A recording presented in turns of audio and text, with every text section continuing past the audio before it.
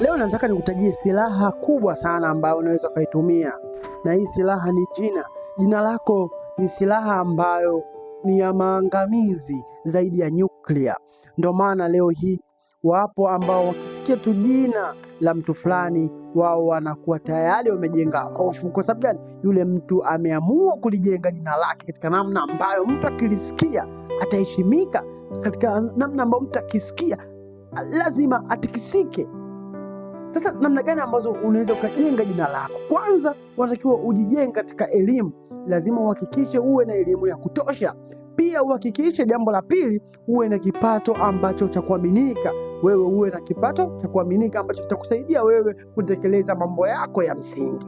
Pia cha tatu, unatakiwa uwe na utu kwa watu, utu kwako wewe mwenyewe. Uwe unajionea huruma, uwe unaonea huruma watu. Hii inakujengea wewe jina lako.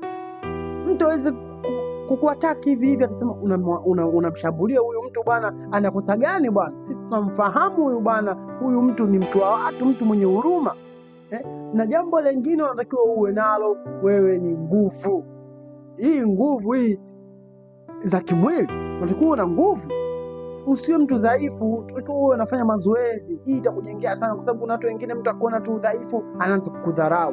Kwa hiyo wewe unatakiwa pia uwe unafanya mazoezi kujenga mwili wako uwe strong, kwa sababu wapinzani wapo siku zote, watakuja wewe kukuchallenge kuona wewe uwezo wako upo vipi. Sasa mtu ukiwa na vitu hivi vinne ukiwa navyo, basi jina lako tayari lishaanza kujengeka ndani ya vichwa vya watu, kwamba fulani ni nani, Musa ni nani, Saidi ni nani, Isiaka ni nani.